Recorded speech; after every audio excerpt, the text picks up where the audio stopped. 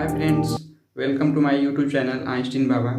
तो आज के इस वीडियो में हम लोग हीट ट्रांसफर ऑपरेशन का दूसरा चैप्टर देखेंगे। इसमें जो हमारा पहला टॉपिक है फोरियर्स लॉ या बेसिक लॉ ऑफ कंडक्शन, इसके बारे में हम लोग पढ़ेंगे आज। तो थोड़ा सा इसके बैकग्राउंड के बारे में जान लेते हैं कि फोरियर्स जिनका जो पूरा नाम है हमारा जोसेफ फोरियर है, जो एक फ्रांस के बहुत ही बड़े मैथमेटिशियन थे। इन्होंने 1822 ईस्वी में एक अपनी बुक लॉन्च की थी। उस बुक में इन्होंने इस लॉ के बारे में जिक्र किया हुआ था, ठीक है, जो एक इम्पिरिकल फार्मूले के रूप में था। उस टाइम पे उस फार्मूले का कोई एक्सपेरिमेंटल प्रूफ नहीं था, लेकिन बाद के कई साइंटिस्ट और फिजिसिस्ट ने उस फार्मूले को प्रैक्टिकली सही पाया, एक्सपेरिमेंटली सही पाया, ठीक है। तो चलिए देखते हैं वो फार्मूला क्या था और उसमें क्या क्या एजम्पशंस थे, तो उसके बारे में देखते हैं, ठीक है। तो सपोज करिए हमारे पास कोई ये सॉलिड मटेरियल का पीस है जिसका एक एंड ए है, एक एंड बी है, और इसको किसी हीट सोर्स से हीटअप किया जा रहा है, और ये क्यू जो हमारी है हीट है, ठीक है। और जब थोड़ी देर हीट कर लेते हैं तो सपोज कर लेते हैं इस इंड का जो टेम्परेचर हमारा T1 है और ये इस इंड का टेम्परेचर है T2 है, ठीक है। और जो इसका लेंथ है कैपिटल L है, ठीक है। और जो ये हमारा सरफेस है इसका जो एरिया है वो हमारा A है, और ये इसका भी A ही होगा, ठीक है। तो इस सॉलिड मटेरियल के बारे में कुछ और अजम्पशन है, देखते हैं क्या क्या उसमें अजम्पशन है। तो पहला अजम्पशन ये है कि जो मटेरियल का कंस्ट्रक्शन है एमओसी ऑफ मटेरियल यूनिफॉर्म होना चाहिए, मतलब कि जो इसमें पार्टिकल डिस्ट्रीब्यूशन है एक समान होना चाहिए, या सिंपल शब्दों में कहें तो इसका जो डेंसिटी है पूरे बॉडी में एक समान होना चाहिए। ऐसा नहीं कि यहाँ पे डेंसिटी कुछ और हो, यहाँ पे कुछ डेंसिटी और हो, यहाँ पे कुछ डेंसिटी और हो, ऐसा नहीं। पूरा बॉडी में इसका डेंसिटी यूनिफॉर्म होना चाहिए, मतलब कि एमओसी इसका सेम होना चाहिए थ्रू आउट द मटेरियल, ठीक है।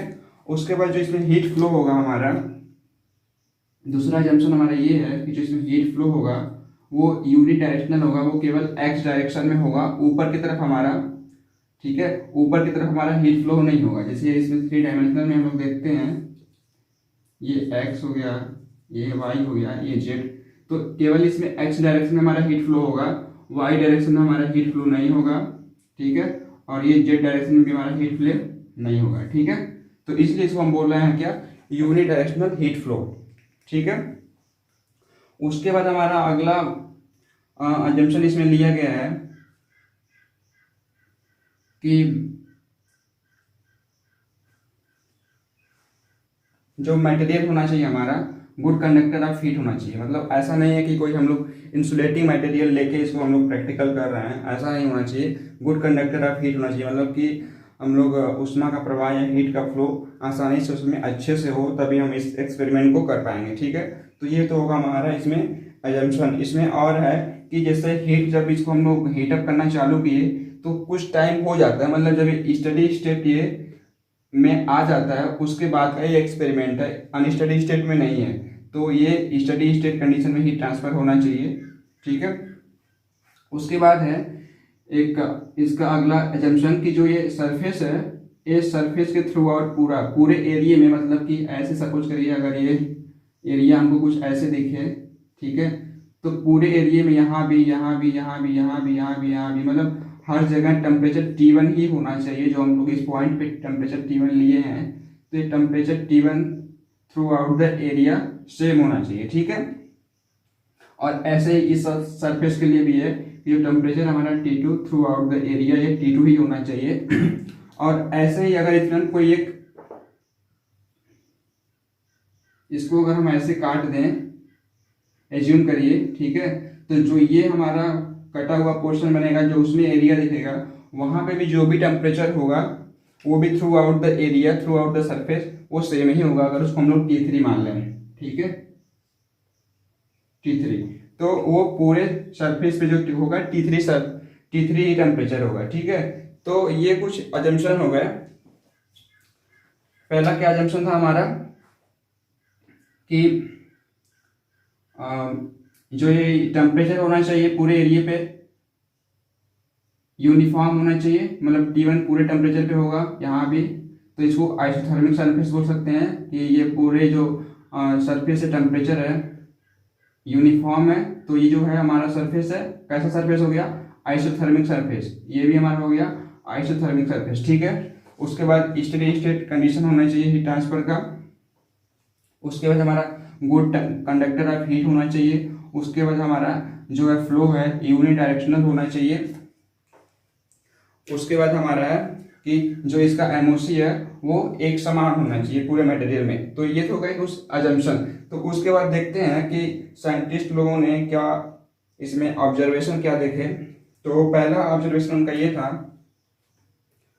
कि जो क्यू है इसका रेट मतलब टाइम के साथ, मतलब रेट ऑफ हीट ट्रांसफर, ये तो केवल हीट है और इसको हम टी से डिवाइड कर देंगे तो ये हमारा रेट ऑफ हीट ट्रांसफर हो जाएगा। ठीक है, तो उन्होंने क्या ऑब्जर्वेशन देखा पहला कि क्यू जो है क्यू बाई टी प्रपोर्शनल हो रहा है हमारा इस एरिया के। ठीक है, ये हमारा पहला जंक्शन हो गया, सॉरी पहला ऑब्जर्वेशन। उसके बाद दूसरा ऑब्जर्वेशन क्या देखे, दोनों सरफेस का जो टेम्परेचर डिफरेंस है T2 माइनस T1 या इसको डेल्टा टी भी बोल सकते हैं हम लोग, इसके प्रोपोर्शनल होता है। ठीक है, Q by T rate of heat transfer. उसके बाद तीसरा क्या देखिए observation, Q by T proportional होता है 1/L के या इनवर्सली प्रोपोर्शनल है L के। ठीक है,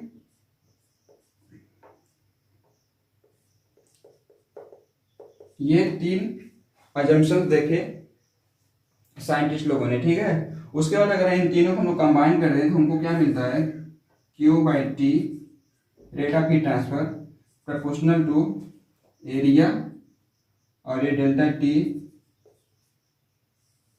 और ये बाई एल। ठीक है, अब प्रोपोर्शनलिटी कांस्टेंट हटाएंगे तो हमको एक नया कांस्टेंट मिलेगा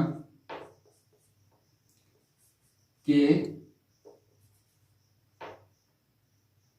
ए डेल्टा टी बाई एल। ठीक है, जिसे हम प्रोपोर्शनैलिटी कांस्टेंट या थर्मल कंडक्टिविटी, मटेरियल की थर्मल कंडक्टिविटी बोलते हैं। ठीक है, ये हमारा निकल के आता है। अब माइनस साइन क्यों आया मैं अभी इसके बारे में बता दूंगा आपको। तो ये हो गया हमारा। अब क्या करते हैं, इसको हम लोग थोड़ा सा इसको फॉर्मुलेट कर लेते हैं, क्यू बाई टी और जो एरिया है उसको हम यहाँ पे नीचे लाते हैं इसके साथ में, is equal to minus K delta T L. ठीक है, तो यहाँ पे देख रहे हैं क्यू बाई टी हो गया जो हमारा रेट ऑफ हीट ट्रांसफर हो गया और एरिया से डिवाइड कर दिए हैं, तो ये टोटल हो जाएगा हमारा rate of heat transfer per unit area, जिसको हम लोग फ्लक्स बोलते हैं। फ्लक्स का डेफिनेशन होता है rate of with respect to time per area. ठीक है, तो ये हमारा हीट है, heat transfer rate per unit area है, तो rate of heat transfer per unit area हमारा हो गया ये हीट फ्लक्स हो गया। ठीक है, तो यहाँ पे हम लोग देखेंगे इसको,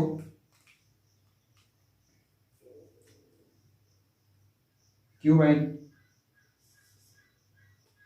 Q T A is equal to minus K delta T by L. ठीक है,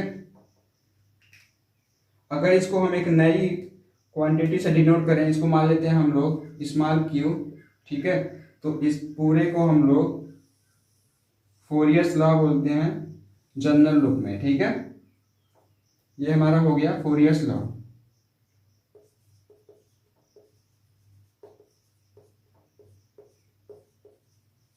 फोरियर्स लॉ का ये जनरल लूप हो गया। ठीक है, अब इसी का देखते हैं हम लोग डिफरेंशियल लूप क्या होता है। अगर इसको हम यहाँ पे इस मटेरियल को एक इसका बहुत ही एक पतला सा एक स्लाइस एज्यूम करें ऐसे करके। ठीक है, जिनके बीच का जो टेम्परेचर डिफरेंस है वो dt हो, और जो ये डिस्टेंस है बीच का ये dl हो, ठीक है। तो ये फॉर्मूला हमारा किस रूप में कन्वर्ट हो जाएगा, q is equal to minus K dt/dl, ठीक है। यहाँ पे क्या किया, हम एक पतला सा स्लाइस लिए हैं, ठीक है। तो और जो उसके क्रॉस टेम्परेचर डिफरेंस है dt है, और उसके बीच का जो डिस्टेंस है dl है, ठीक है। तो ये हमारा फॉर्मूला कुछ इस रूप में आ जाता है। ये हमारा फॉर्मूला जो है फोरियर्स लॉ का डिफरेंशियल रूप में है, ठीक है। ये जो है डिफरेंशियल रूप में है, ठीक है,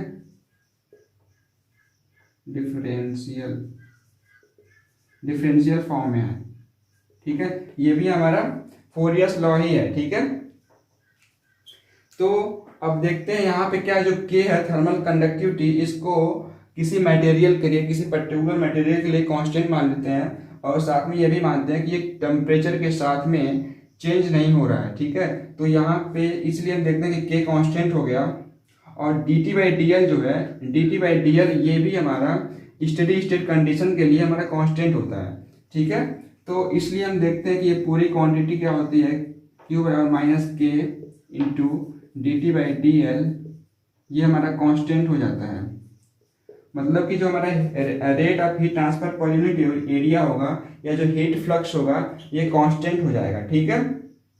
मतलब कि स्टेडी स्टेट कंडीशन के बाद जो हमारा, इसको जो भी हम हीट देंगे वो हीट यहाँ हमारा दूसरे एंड से यहाँ से निकल जाएगा, ठीक है, कांस्टेंट रहेगा ये, अगर हीट सोर्स हमारा कांस्टेंट है तो यहाँ से देखते हैं, यहाँ से हम क्या इसको लिख सकते हैं, क्यों, अब के को हम कांस्टेंट मान लिए हैं, ये भी हमारा कांस्टेंट है, तो इसको हम ऐसे करके लिख सकते हैं, जो क्यू प्रोपोर्शनल है dt/dl के विथ निगेटिव साइन, ठीक है, ये प्रोपोर्शनल है। तो जो मेन हमारा फोरियर्स लॉ का जो स्टेटमेंट हमारा यही बोलता है कि हीट फ्लक्स dt/dl को हम लोग टेम्परेचर ग्रेडियंट बोलते हैं, means change in temperature with respect to distance, मतलब डिस्टेंस के साथ में टेम्परेचर किस रेट से चेंज हो रहा है वो बताता है हमको dt/dl। तो मेन जो हमारा फोरियर्स लॉ का जो स्टेटमेंट हमारा यही बोलता है कि हीट फ्लक्स जो है वो ग्रेडियंट, टेम्परेचर ग्रेडियंट के प्रोपोर्शनल होता है विथ नेगेटिव साइन, ठीक है। तो ये जो हमारा है फोरियर्स लॉ का मेन स्टेटमेंट है, ठीक है। यहां से इसको लिखेंगे, Q is proportional to dt/dl which is temperature gradient with negative sign, ठीक है। तो ये हमारा हो गया फोरियर्स लॉ या basic law of conduction, means जो हीट फ्लक्स होगा dt/dl, मतलब dt/dl जितना ज्यादा होगा उतना ही हमारा हीट फ्लक्स ज्यादा होगा, ठीक है, विथ निगेटिव साइन। तो निगेटिव साइन यहाँ पे क्यों आता है, तो जो यहाँ पे देखिए एक चीज भूल गया था, माफ कीजिएगा इसके लिए, जो यहाँ पे T1 जो है ये ग्रेटर देन T2 होगा, ठीक है, ऑलवेज, क्योंकि थर्मोडायनेमिक्स के सेकेंड लॉ के थ्रू जो एनर्जी का ट्रांसफर होगा या हीट का ट्रांसफर होगा हमेशा हाई टेम्परेचर से लो टेम्परेचर भी होगा। तो यहाँ से अगर हम T2 माइनस T1 निकालेंगे तो ये नेगेटिव में आएगा, ठीक है। तो उस नेगेटिव को पॉजिटिव में करने के लिए या हीट फ्लक्स को पॉजिटिव में कन्वर्ट करने के लिए हम लोग यहाँ पे माइनस साइन लगाते हैं, ठीक है। या दूसरे शब्दों में कहें तो माइनस साइन का मतलब ये होता है कि हीट फ्लो जो है हमारा जिधर टेम्परेचर कम होता है, मतलब हाई टेम्परेचर से लो टेम्परेचर की ओर फ्लो होगा, ये उसको डिनोट करता है, ठीक है। या जो dt/dl है ये नेगेटिव होता है, ये हमको डिनोट करता है, ठीक है। तो ये हो गया इसका माइनस साइन का सिग्निफिकेंस। और इसके ये तो हमारा हो गया, ये जो फॉर्मूला हो गया हमारा केवल x डायरेक्शन में है, मतलब कि यूनि डायरेक्शनल फ्लो के लिए है, ठीक है। अब अगर इसको हम लोग 3D में देखें तो ये हमारा फॉर्मूला कन्वर्ट कुछ ऐसे हो जाता है, Q vector Q is equal to minus K del T, ठीक है। ग्रेडियंट टी इसको बोलते हैं, ग्रेडियंट इसको बोलते हैं। इसको दूसरे फॉर्म में कैसे लिखते हैं, minus K del X del Y del Z और ये हमारा टी हो गया। ठीक है, तो इस रूप में इसको लिखते हैं, टी को अंदर लाएंगे तो ये सबके साथ में हो जाएगा del T Y del X del T Y del Y और del T Y del Z. ठीक है, तो ये हमारा 3 डायमेंशनल हीट फ्लो हो रहा है। ठीक है, मतलब कि एक्स डायरेक्शन में हीट फ्लो होगा, वाई में भी होगा और जेड डायरेक्शन में। अगर इस कंडीशन में हमारा हीट फ्लो हो रहा है तो उस कंडीशन में ये हमारा उसका फॉर्मूला होता है। ठीक है, यहाँ पे देख रहे हैं, एक चीज ध्यान देने वाली बात ये है कि जो Q जो है हमारा यहाँ पे वेक्टर फॉर्म में लिखा हुआ है। ठीक है, तो जो हीट फ्लक्स होता है हमारा वेक्टर क्वांटिटी होता है, यहाँ भी वेक्टर क्वांटिटी है। भले ही वो वेक्टर क्वांटिटी क्यों है, वेक्टर क्वांटिटी के लिए क्या रिक्वायरमेंट है कि उसमें एम्पलीट्यूड भी होना चाहिए और साथ में डायरेक्शन भी होना चाहिए। तो इसमें डायरेक्शन है, जो डायरेक्शन है ये इस एरिया के परपेंडिकुलर जो होगा, हीट फ्लो का जो डायरेक्शन है, जो एरिया है इसके प्रोपोर्शनल होगा, सॉरी 90 डिग्री पे हो रहा है या प्रोपोर्शनल हो रहा है इस एरिया के। ठीक है, परपेंडिकुलर हीट फ्लो हो रहा है तो ये जो होगा हमारा 90 डिग्री। तो डायरेक्शन जो हमारा इसमें दिया हुआ है और एम्पलीट्यूड है इसमें हाई। ठीक है, तो इस प्रकार देखते हैं। और इसमें भी हमारा तीनों डायरेक्शन में, एक्स में, वाई में, जेड में, तीनों डायरेक्शन में हीट फ्लो हो रहा है। तो इसलिए ये हमारा क्यू जो है हीट फ्लो वेक्टर क्वांटिटी हो जाता है। तो ये रहा हमारा कुछ इस प्रकार से Fourier's law, basic law of conduction. तो उम्मीद करता हूँ आप लोगों को ये समझ में आया होगा। अगर किसी को समझ में नहीं आया होगा तो कमेंट बॉक्स में बताएंगे। तो देखते हैं फिर इसका अगला टॉपिक फार्मूला डेरिवेशन का है, तो उसके बारे में देखेंगे। तो चलिए, ठीक है, धन्यवाद, थैंक यू।